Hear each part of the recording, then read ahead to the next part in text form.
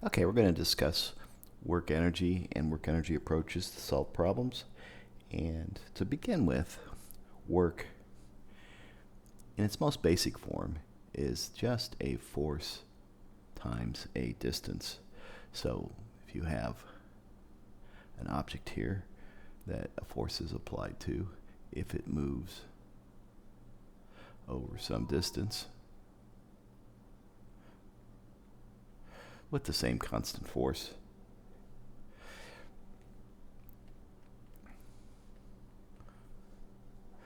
the work is essentially the force times the distance. And you can think of this in terms of we plot this. Suppose we plot the distance we move with the given force. You'll end up with a constant force. If this is a constant force, you'll end up with an area like this, and the work is just the area under the curve.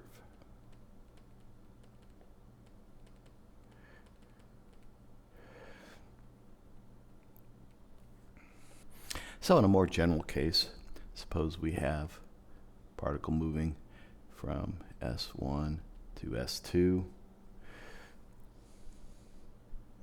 We can set up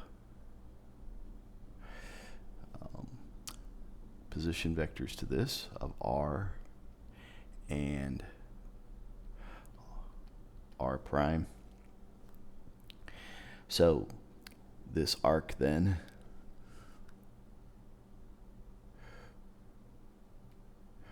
we can represent this by dr here. So the ds will, when you have a very small angle here, will end up being dr. So let's write, I guess we'll write ds this way, which is the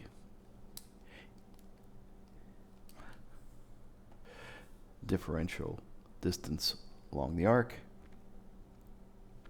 And now suppose we add to this situation an out of plane force in some direction. We can take an angle of this force to the direction, and we'll define our work as differential elemental work as du equals the force times magnitude of the force times cosine of theta ds. And of course, as usual, we're going to say this is equal to cosine of theta dr. So essentially this is the projection. F cosine of theta is the projection of f onto the path. So in other words, that's the same thing as our force vector dotted with our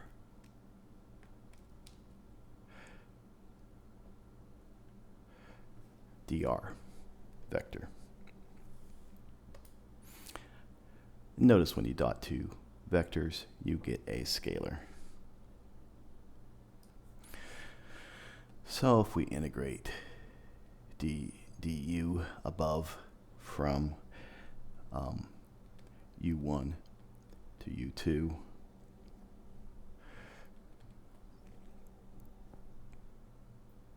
it's the integral of f dot dr from r1 to r2, and that equals just the from S1 to S2 of, by definition, f cosine theta ds of a dot product. So we can represent this with u2 minus u1, or just simplify by writing u1 to 2. So graphically, if we're going to plot the function f cosine of theta, say so f cosine of theta is somehow a function of s, and maybe that weird function of f cosine of theta is a function of x, looks like this, then between s1 and s2,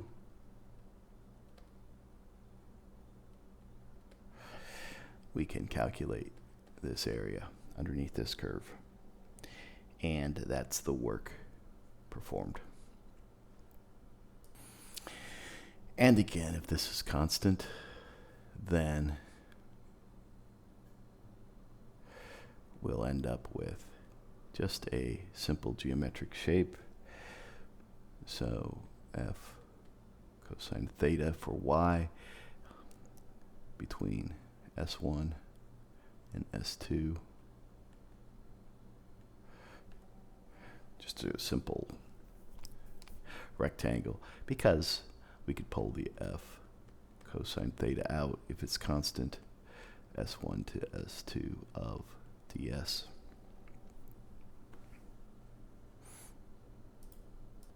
All right, let's look at the work of a weight. So now if you have a particle and it's moving along a path, and there's a change in height that occurs, and the particle has weight, well, we can look at this situation. Again, let's string up two vectors for position, and we'll call these R2 and R1, giving us dr in this direction.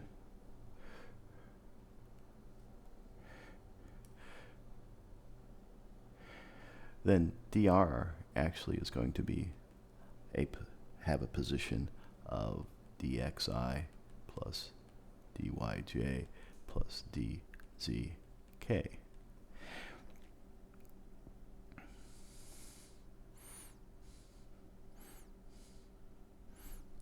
And we can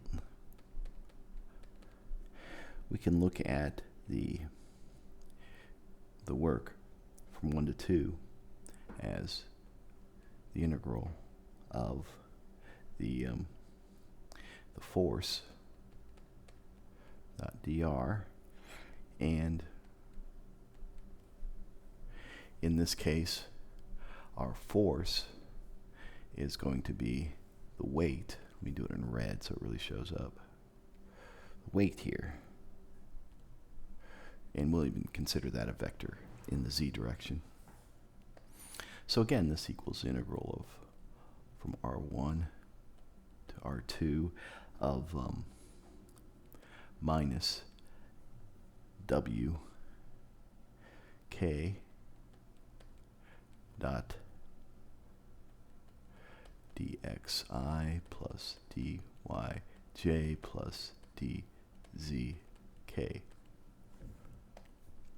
So taking this dot product here, we only have the k component, so we're looking at minus w times dz. And now we only have an integral with one spatial, which means that we're going to move from z1 to some other height z2. So we can pull this negative sign out, actually. W dz. So here, if w is constant, we're going to end up with a minus w z2 minus z1, or delta z. And this is our work from 1 to 2. Now, the reason this is negative by definition is because we are moving in a direction opposite of the direction of the force of the weight. So we'll say this is, by convention, a negative. Works against the particle. So let's look at the work of a spring now. So an unstretched spring, an elastic spring with an S,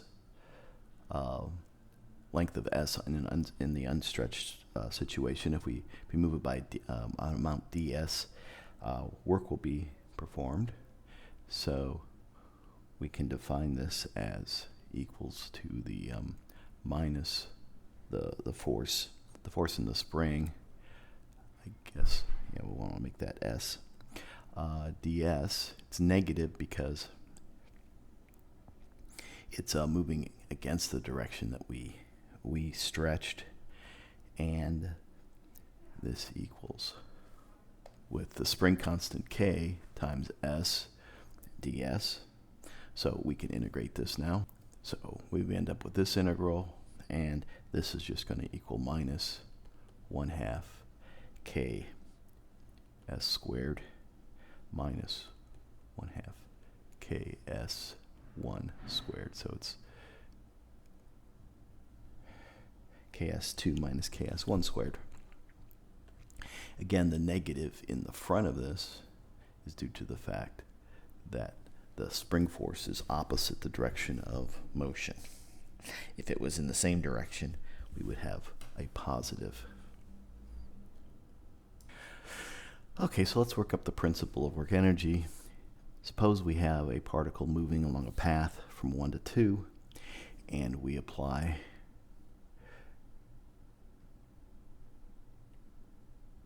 force here. Then we can divide this up into a tangential component. Perhaps this is a resultant of forces. So we would sum all our forces up to get a resultant. We could then have a resultant tangent force.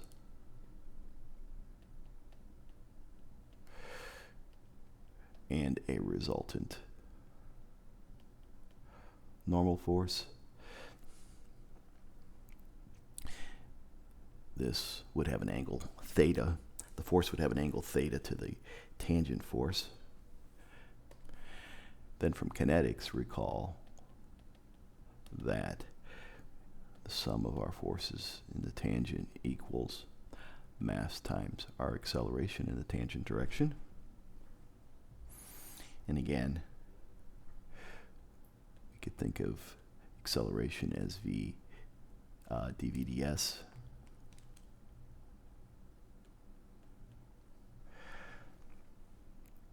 Then the summation of the integral of our forces from S1 to S2 along the path equals this integral mv dv. So this then, the work from 1 to 2, and on the right side we get this relationship where these terms represent kinetic energy, so the change in kinetic energy equals work from 1 to 2. So the principle of work and energy is often equal to T1, your initial kinetic energy, minus the work from 1 to 2 equals your final kinetic energy. And again, the work is negative.